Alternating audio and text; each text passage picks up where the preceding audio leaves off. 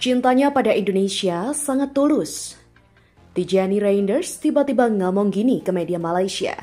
Laga hidup mati, timnas Indonesia bawa skuad mematikan demi gulingkan tim raksasa. Yuk simak selengkapnya sebagai berikut hanya di Kamus Bola.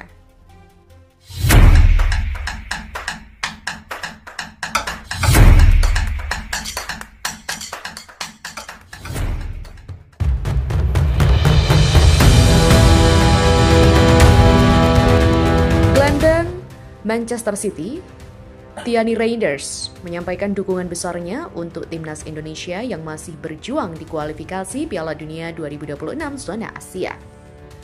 Dalam wawancara bersama media Malaysia, Stadium Astro, Reinders mengaku tak pernah ketinggalan menyaksikan kiprah skuad Garuda setiap kali berlaga di ajang tersebut. Kakak kandung pemain timnas Indonesia, Elian Reinders itu menegaskan, dirinya selalu mengikuti perjalanan timnas meski tidak terlalu menaruh perhatian pada kompetisi domestik di tanah air. Saya tentu saja sangat mengikuti kiprah timnas Indonesia, tetapi saya tidak begitu mengikuti kompetisi di sana. Ketika timnas Indonesia bermain di kualifikasi Piala Dunia 2026, saya selalu menonton setiap pertandingannya, ujar Tijani dikutip dari Stadium Astro. Harapan agar timnas Indonesia tembus Piala Dunia 2026. Pemain berusia 27 tahun tersebut menilai, peluang Indonesia untuk tampil di Piala Dunia 2026 terbuka cukup lebar.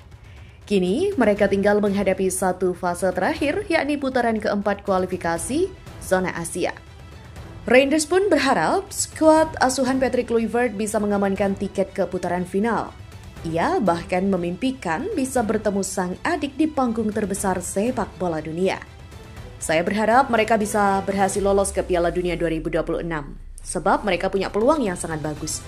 Ini tentu akan menjadi mimpi saya bertanding melawan saudara saya di Piala Dunia, katanya. Beralih pada berita selanjutnya, dua laga yang akan menulis sejarah. 8 Oktober, Arab Saudi, 12 Oktober, Irak. Dan di tengah badai ini, seorang legenda Belanda datang membawa janji besar. Patrick Kluivert kini jadi nahkoda Garuda. Misi, gulungkan raksasa dan rebut tiket Piala Dunia 2026. 8 Januari 2025. Federasi mengumumkan kabar yang bikin jutaan penggemar sepak bola Indonesia merinding. Patrick Kluivert, ikon sepak bola Belanda, legenda Barcelona, striker yang tumbangkan musuh di final Liga Champions, resmi menandatangani kontrak sampai 2027. Dan bukan sendirian, di belakangnya ada Jordi Cruyff, technical advisor yang siap membenamkan filosofi sepak bola Belanda ke tubuh merah putih. Tapi Kluivert tahu ini bukan awal yang tanpa beban. Shin Tae-yong meninggalkan bayang-bayang besar. Ia percaya Indonesia bisa lolos langsung ke ronde keempat. Tujuan yang realistis adalah finish di posisi ketiga dan lolos ke babak keempat. Di babak kualifikasi ketiga, kami akan mencoba menulis drama ajaib seperti yang kami lakukan di Piala Asia U23 dan Piala Asia, katanya dikutip dari Mayam Media Group. Dan sekarang semua mata menatap. Bisakah Kluivert melanjutkan langkah itu? Sebelum duel panas di Jeddah, Kluivert sudah menyiapkan pemanasan maut. Bulan September 2025, ia memanggil 32 pemain untuk uji coba internasional melawan Kuwait dan juga Lebanon. Dua laga ini bukan sekedar latihan, tapi ajang terakhir untuk menyaring pasukan terbaik yang akan dibawa melawan Arab Saudi dan Irak. Grup B babak keempat, Arab Saudi dan Irak, dua raksasa yang harus dilewati. 8 Oktober versus Arab Saudi di Jeddah King Abdullah Sports City Stadium. 12 Oktober versus Irak kick-off pukul 2:30 WIT. Semua akan digelar dalam satu pekan yang bisa menentukan masa depan bola Indonesia. Kluivert datang bukan untuk main aman. Formasinya jelas 4-3-3 ofensif. Saya cepat, pressing tinggi dan penguasaan bola menjadi senjata utama. Cruyff ada di belakang layar, memastikan semua berjalan sesuai filosofi sepak bola menyerang. Di benteng terakhir berdiri Emil Audero, kiper kelahiran Indonesia yang dibesarkan di Serie A Italia. Reaksi cepat, posisi selalu tepat, dan punya mental baja saat adu tembak arah bola. Di laga-laga besar, satu penyelamatan bisa sama berharganya dengan satu gol. Di tengah, Jay Itzes, kapten masa depan yang keras, bek yang lahir di Belanda tapi memilih merah putih. Tinggi, kuat, dan pintar membaca arah serangan lawan. Dia seperti radar yang selalu siap memotong bola. Di sisi kanan, Rizky Ridho tak pernah takut duel udara dan punya jiwa pemimpin. Dia pemain yang bisa bikin striker lawan pun frustasi. Di kiri, Justin Hubner, bek yang tenang seperti es. Kakinya jarang panik, umpannya pun terukur dan dia bisa jadi pemicu serangan balik cepat. Tom Hai, otak serangan Garuda. Visi bermainnya seperti GPS, selalu tahu arah sebelum bola datang.